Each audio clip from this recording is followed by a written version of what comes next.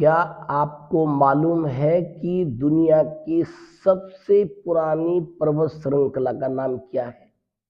यानी कि oldest mountain range in the world. नहीं पता है तो मैं बताता हूं, यह है अरावली माउंटेन रेंज, जो भारत में स्थित है। गुजरात से शुरू होती है, राजस्थान होकर के, हरियाणा होकर के और दिल्ली तक पहुंचती है, और पर्यावरण की दृष्टि से बहुत ही ज्यादा महत्वपूर्ण है। लेकिन हाल में ही सुप्रीम कोर्ट के एक आदेश ने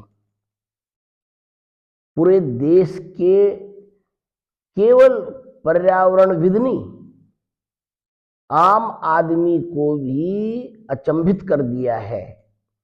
सुप्रीम कोर्ट का आदेश ये कहता है कि जो अरावली हिल की 100 मीटर की ऊंचाई तक, यानी कि जो प्लेन लैंड है, वहां से हम ठीक 100 मीटर गिनेंगे, वहां तक अब ये अरावली रेंज नहीं मानी जाएगी।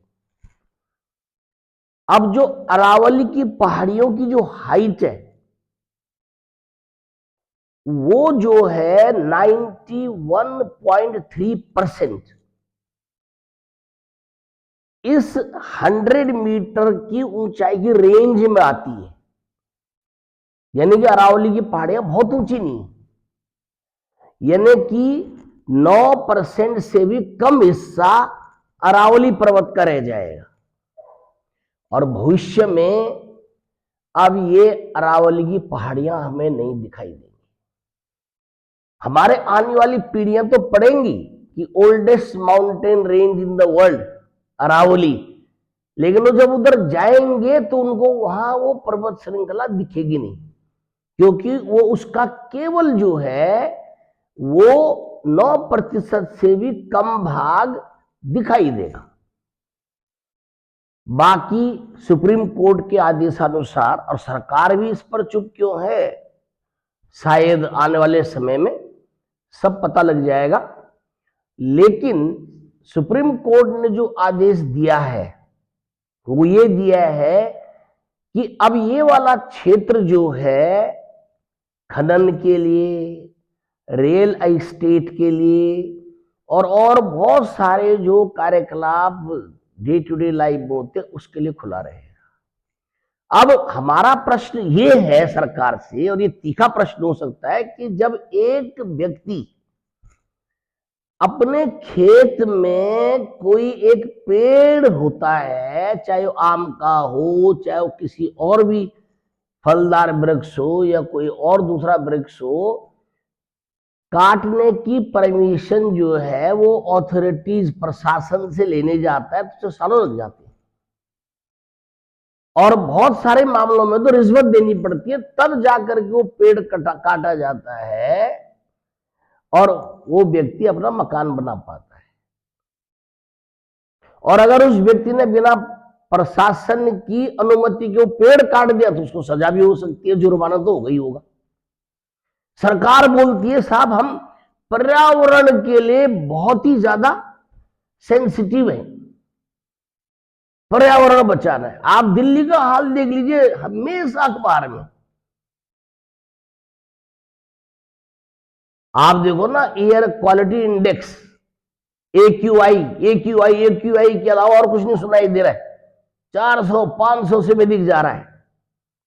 पहाड़ी क्षेत्रों में भी, देहरादून में भी जो है IQ 302 के आसपास पहुंचने वाला है। तो एक तरफ तो हम बहुत ही खराब अपनी पर्यावरण से, हवा से, वातावरण से गुजर रहे हैं, दूसरी तरफ हम पूरे उस क्षेत्र को, जो थार डेजर्ट है, वो और फैल जाए। अभी तो अरावली रेंजेस की वजह से थार का एक्सपेंशन नहीं हो पा रहा है, जिस दिन वहां सब कंस्ट्रक्शन होने लग जाएगा वो पहाड़ी विलुप्त हो जाएगी। अब 21वीं सदी में भी अगर हम जो है वो रियल एस्टेट से या खनन से ही पैसा कमाना सीखे हैं, तो मुझे अपने पे भी और अपने देश के निवासियों की योग्यता पर भी शक हो रहा है।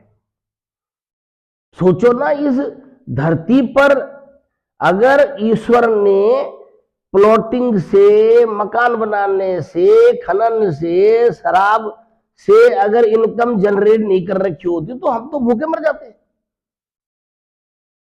उन एडवांस कंट्रीज में जाइए, वहां ये आधार लिस्ट है कि हमने जमीन बेच करके या मकान बना करके पैसे बनाने हैं। वहां नई नई खोजें होती हैं, जो चीज धरती पर है नहीं उसका आविष्कार होता है, और फिर वो मनी बनाते हैं, पैसा बनाते हैं।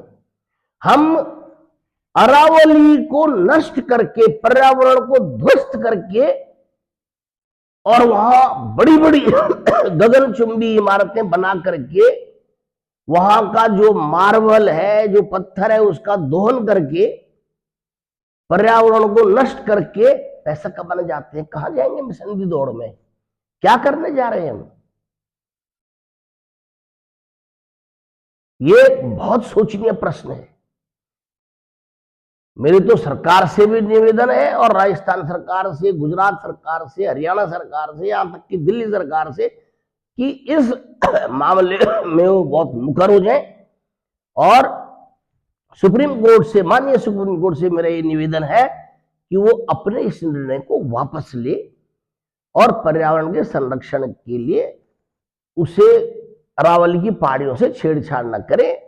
हमारे पास योग्यता है, हम लोग जो है अपनी जीविका कमाने के लिए क्षमता रखते हैं। कोई अन्य साधनों से हम अपनी जीविका को या अपनी इनकम को बढ़ा सकते हैं। केवल अरावली की पहाड़ियों को नष्ट करके हम देश को समृद्ध करने के बारे में नहीं सोच सकते। अगर किसी के दिमाग में ये प्रश्न है कि हम वहां डेवलपमेंट कर रहे हैं, तो गलत सोच रहे हैं। तो मेरा आप सबसे ये निवेदन है, इस विषय पर क्या कितनी पर्वत श्रृंखलाएं दुनिया में है, क्या उनका योगदान है पर्यावरण के लिए, कैसे वो हमारे लिए इंपॉर्टेंट है, मानव जाति के लिए खासकर, इस पर मैं अलग से एक अध्याय पढ़ाऊंगा। लेकिन आज मेरी यही गुजारिश है कि सभी लोग अरावली की पहाड़ियों को बचाने के लिए अपनी आवाज उठाएं। मैंने तो बुलंद कर दी है। इस वीडियो को ज्यादा से ज्यादा लोगों तक शेयर करें, ताकि हम एक ऐसे नुकसान होने से बचा सकें जो नहीं होना चाहिए। God bless you. Thank you so much.